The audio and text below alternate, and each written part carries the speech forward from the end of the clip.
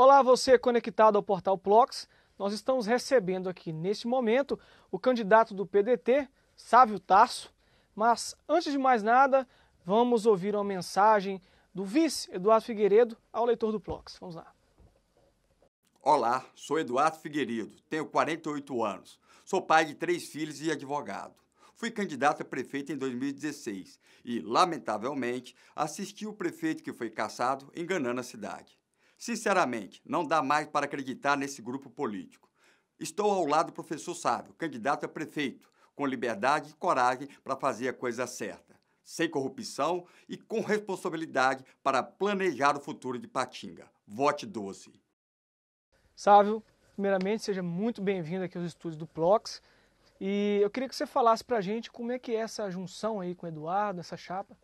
Primeiramente, saudações aí a todos, né, os que são assistentes aqui, assistem, dão todo o suporte aqui para o trabalho do Plox, todos os profissionais. É sempre bom estar aqui conversando com vocês e uma saudação aí para toda a população de Patinga. A parceria com o Eduardo é uma grande honra para mim. Eduardo é um advogado renomado, presidente da OAB, uma pessoa que tem um trânsito maravilhoso em todos os setores da sociedade. Ele acrescenta muito, né? A ponto de eu dizer que nós não vamos ter um prefeito, nós vamos ter 2 prefeitos em Ipatinga, né? Tenho certeza que é o melhor candidato a vice e tenho certeza que está agregando muito no sentido de propor esse diálogo social, esse diálogo com toda a cidade de Ipatinga. Muito bem. Nessa primeira etapa de entrevista, a gente selecionou algumas perguntas dos candidatos, os opositores, né? E por ordem de sorteio, as respostas foram decididas em reunião com seus representantes. E a primeira pergunta que o senhor vai responder é do candidato Nardielo Rocha. Vamos ver.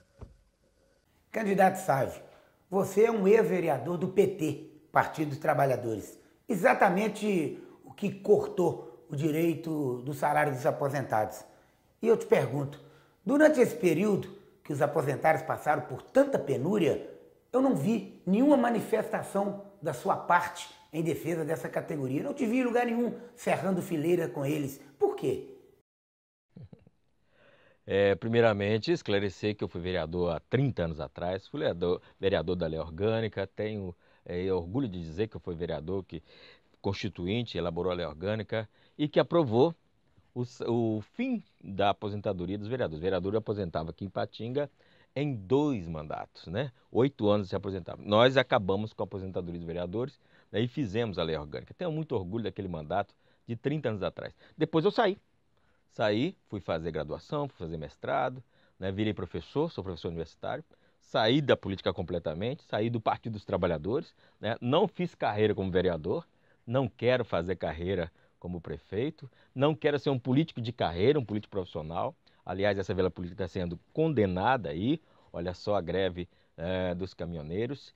E eu não tenho mandato, né? Eu fui o 7º vereador mais votado na última eleição de 2016, não tenho mandato, não participo de nenhum movimento de aposentados, porque não sou servidor público e, portanto, não viram as minhas manifestações, porque eu não, de forma oportunística, eu não iria entrar nesse movimento, né, só para ganhar louros, né, com um movimento de tanto sacrifício, um movimento que está esperando, inclusive do prefeito, o pagamento dos servidores, que ele não pagou e possivelmente não vai pagar porque o grupo político dele, porque o Quintão não vai deixar ele pagar, né? O grupo político dele é do prefeito cassado, Sebastião Quintão, é do Rodrigo Quintão, que nós sabemos que é uma espécie de prefeito à distância aqui em Patinga, e evidentemente nós queremos dizer que qualquer prefeito que assumir a prefeitura vai ter que pagar, qualquer candidato vai ter que pagar porque é uma imposição da lei. A justiça mandou pagar, né? A discussão é como fazer esse pagamento, né? Quem pode fazer esse pagamento e quem está? E quem está evidentemente ligado a esses grupos não vai conseguir fazer isso. Beleza. Vamos agora à segunda pergunta, que é do candidato Anderson Gander. Essa pergunta vai para o Sávio de Tarso. Sávio, há quase 30 anos atrás você foi eleito vereador pelo município de Patinga e depois você tentou retornar outra vez ao Legislativo, mas não foi possível. Você acredita que o seu mandato foi aprovado pela população? Eu tenho certeza de que o nosso mandato deixou marcas muito importantes no município. Uma foi a lei orgânica, eu já falei, os elevadores dos ônibus, né, que estão andando, e o fim da aposentadoria dos vereadores, que se fosse hoje, teria uma despesa muito maior hoje para a prefeitura, seria muito mais complicado pagar os aposentados. Já pensou? Vereador aposentando com 8 anos? Muitos desses que estão aí estariam aposentados há muito tempo atrás. E o fato de eu ter 2.461 votos na eleição de 2016 responde à pergunta dele, né? Responde, evidentemente, à pergunta dele. Eu não, eu não tenho outra forma de avaliar o mandato, senão pela votação expressiva que eu tive em 2016. Não fui vereador em função da sistemática de apuração e a sistemática de conquista do mandato, que não é um mandato da pessoa, é um mandato do partido por causa do coeficiente eleitoral. Não preciso responder as perguntas. Quem responde essa pergunta é o povo. Vamos agora à terceira pergunta nessa série de 4. Candidata Lene Teixeira. Olá, candidato. O senhor defendeu recentemente em uma entrevista a parceria público-privado para a área de saúde. O prefeito Cassado terceirizou vários serviços de saúde no nosso município, elevando inclusive o custo, né, na manutenção desses serviços. Como o senhor avalia essa terceirização do serviço do SUS, que só eleva o custo na manutenção dos serviços?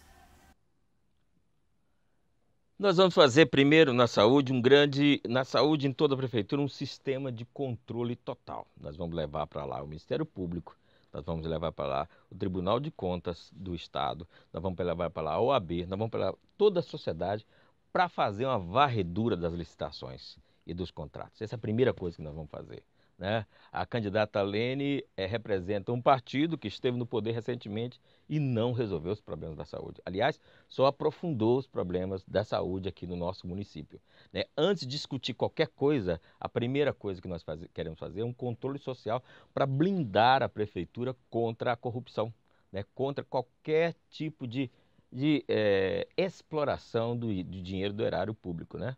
Que eu acho que não aconteceu dos governos do PT, e eu acho que a população tem uma avaliação extremamente negativa da posição do PT hoje no Brasil em relação à corrupção, né, porque o PT foi muito relapso nesse sentido.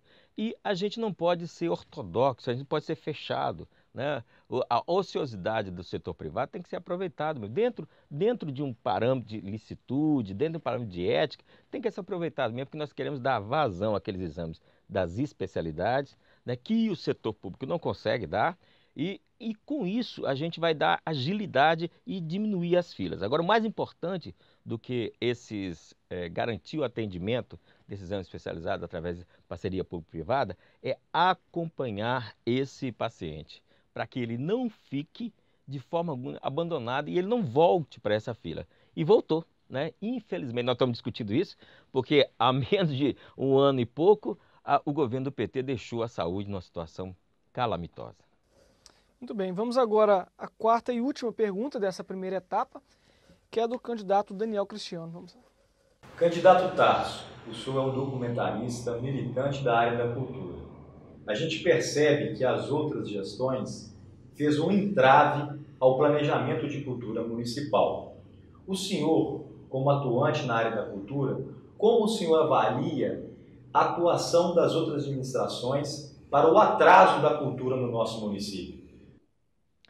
Primeiramente, candidato Daniel, há um pseudo-entendimento sobre a cultura das administrações anteriores. Não entendem a cultura como uma parte supérflua, né? A cultura não é supérflua. Ipatinga foi e é ainda o segundo polo cultural da cidade. Nós jogamos muito dinheiro aqui. Nós aquecemos a economia com mais de 30 milhões a partir da Lei de Incentivo à Cultura do Estado, a Lei de Incentivo à Cultura Federal e a Lei de Incentivo à Cultura de Ipatinga, que há 4 anos não tem. Que há 4 anos a prefeitura deixou de fazer.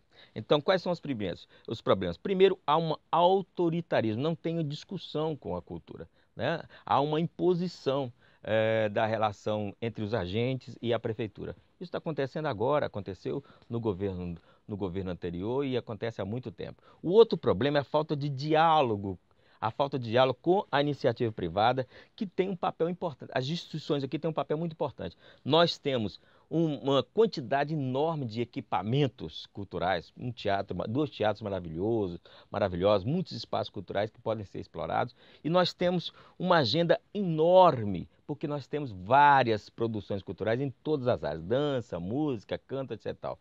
Nós queremos, primeiro, estabelecer uma integração entre o setor público e privado e cultura. Segundo, nós queremos fazer uma agenda para potencializar esse trabalho cultural, porque o principal objetivo na área da cultura, para nós, tem que ser, eu sou documentarista, eu sou da área, é produzir um efeito de dar visibilidade à produção cultural artística de Ipatinga, que é muito grande, em toda a região e no Brasil, né? Outras cidades já fizeram isso, Gramado, por exemplo, no Rio Grande do Sul.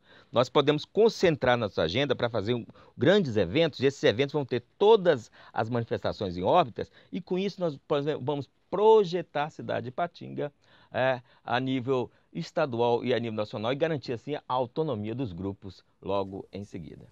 Beleza. Para iniciar agora essa segunda etapa, a produção do Plox foi às ruas, colheu perguntas populares de diversas temáticas, né? E foi realizado um sorteio com um representante de cada candidato. E para o candidato Sávio, o tema é cultura, né? Vamos observar agora na tela.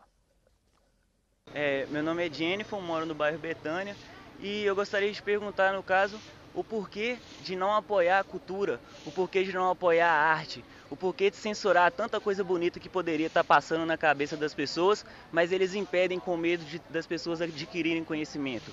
Eu só queria saber o porquê impedir uma cidade tão populosa assim de ficar bela com pinturas pelas ruas, com grafite pelos muros, com poesia pela cabeça das pessoas. Por que pararam com as casas culturais? Por que pararam com o teatro de rua?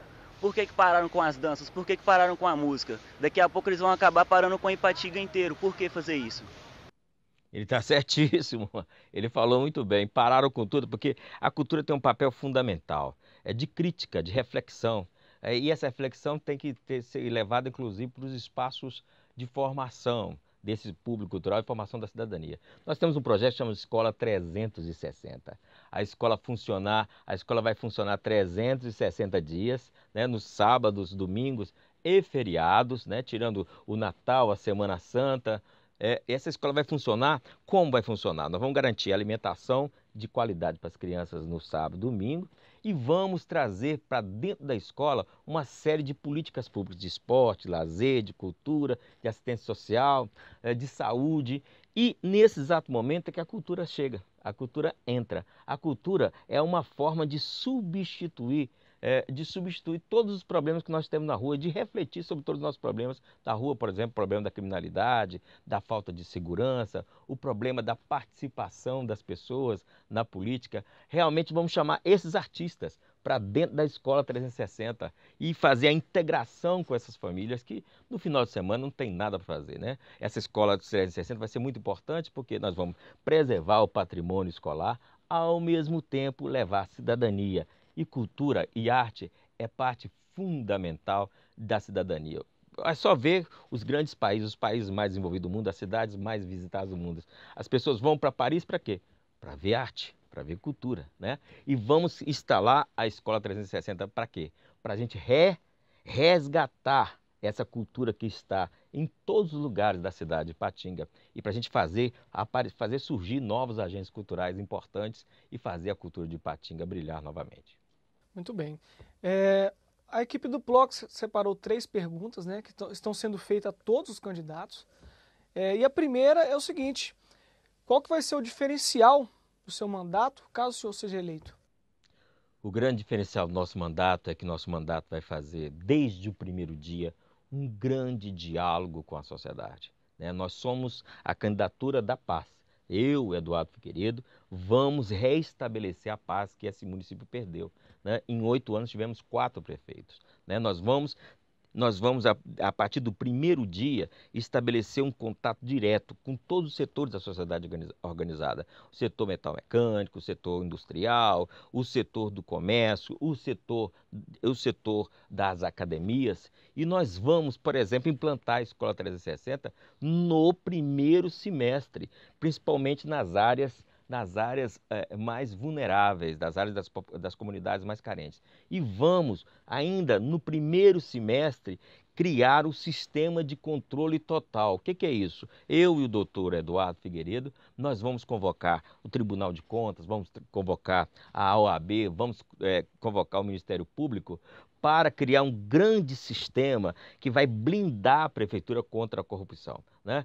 Vamos controlar todas as licitações e todos os contratos. E aí, acabando com os desvios e os desperdícios, vai sobrar dinheiro para a gente gastar em saúde, em educação, em cultura, esporte e lazer. Isso nós vamos fazer no primeiro semestre do ano. E nós queremos que a participação cidadã aconteça logo também no início, no primeiro mês do mandato. Por quê? Porque nós podemos criar formas plebiscitárias, formas de participação da população através, inclusive, das redes sociais, das novas tecnologias de informação e comunicação. É essa nova política que nós pretendemos implantar em Ipatinga, em contraposição à velha política do toma lá da cá, do clientelismo, do assistencialismo que impera hoje no Brasil.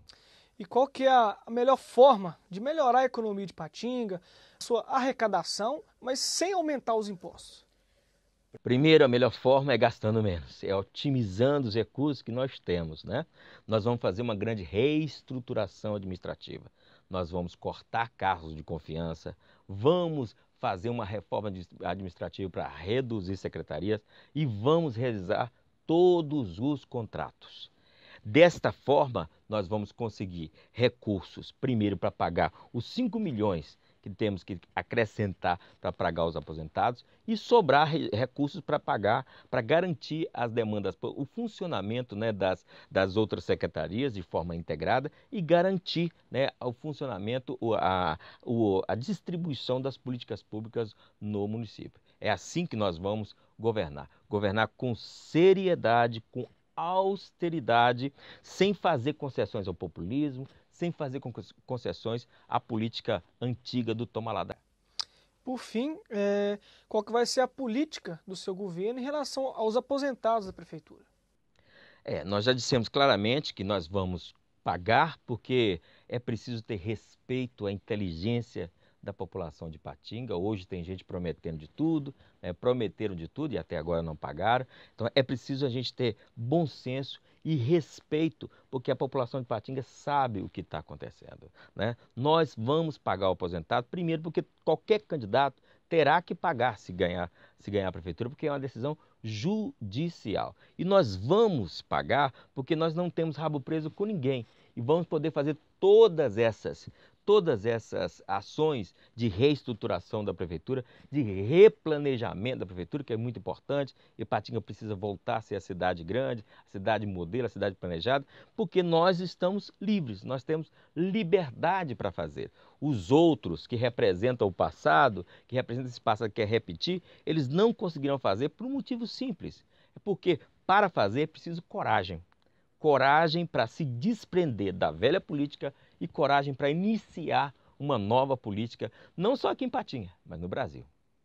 Candidato, muito bem. Agora o senhor tem 1 minuto aí para fazer as suas considerações finais. Primeiramente eu quero agradecer a todos, agradecer aqui ao Plox, né, que também é um exemplo, né, de inovação, é um exemplo de quem usa a tecnologia para fazer informação de qualidade para a cidade. E eu quero dizer que a campanha cada dia cresce mais, nós temos que ter a humildade de afirmar que é possível ganhar sim, desde que o cidadão tenha também a coragem que nós estamos tendo aqui para assumir essa abertura, essa possibilidade do novo ganhar e a gente resgatar a história de Ipatinga. Viva Ipatinga! Ipatinga é grande, Ipatinga merece o novo. Vote 12. Eu agradeço a presença do senhor, em nome da diretoria do Plox e toda a equipe, né? Espero que o pessoal que esteja acompanhando até agora possa ter tido suas dúvidas esclarecidas, né? E que no dia 3 de junho possa escolher a melhor opção para a cidade. É notícia, tá no Plox.